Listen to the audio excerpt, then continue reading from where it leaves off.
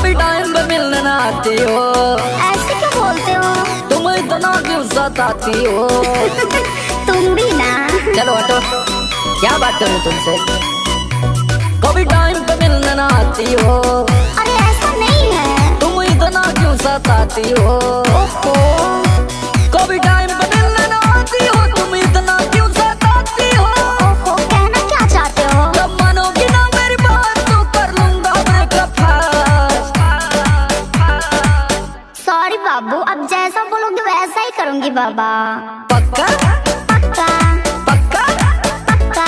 चल बाबू बोल, हाय मेरे बाबू। सोना बोल, हाय मेरे सोना। लाड लगा, हाय मेरे लड्डू। प्यार जता, ओह मेरे तोता।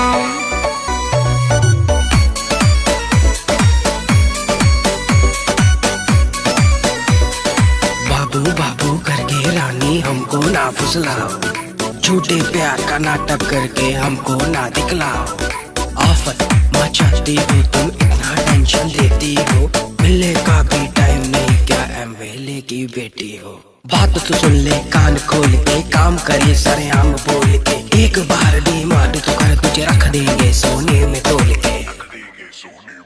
तेरे नाम से बदनाम है पूरे यूपी में नाम हमारा, हमको करना है ब्रेकअप, अब भला करे भगवान तुम्हारा। जय भोलेनाथ। काम घर में बहुत पड़ा था, भाई बगल में मेरा खड़ा था। समझ रहे हो ना बाबू? अरे यार कितना बहाना बनाओगे। काम घर में बहुत पड़ा था, भाई बगल में मेरा खड़ा था। जब भाई से इतना डरती हो तो मस्द क्यों ना करती हो? अरे बोलो पापा की परी, ऐसे अब ना करना, मेरी वार्निंग है लास्ट।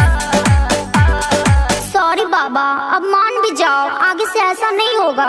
ऐसा हुआ या तो जान जाओगी या तो जान से जाओगी।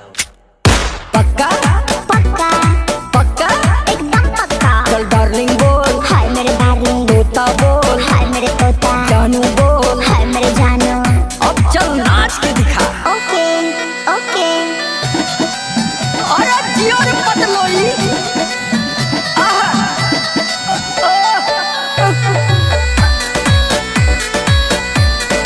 ओहो। Come on baby। Oh no। Come on जानू। Oh yeah। ज्यादा ज्यादा बोल प्यारे। कभी गलत न हमको समझना, जगह दिलवे में अपना हो रखना। I love you जानू। कभी गलत न हमको समझना, जगह दिलवे में अपना हो रखना। लगता है कहीं तुम सेटिंग हो, फोनवा पर इतना वेटिंग हो। ओहो, वो मम्मी की मौसी की लड़की थी। भाई मैं तो बोलता था ये एक नंबर की झूठी है। समर विकास को बोलो एक्सक्यूज मी तेरी बात। ओहो, कंफ्यूज मी जानू, अब फोन वेटिंग नहीं जाएगा, बिलीव मी। पक्का पक्का पक्का एकदम पक्का। चल बाबू बोल, हाय मेरे बाबू। सोना बोल, हाय मेरे सोना। प्यार जता। ओह मेरे तोता। अरे यार इतना प्यार करती हो, लव यू सो मच।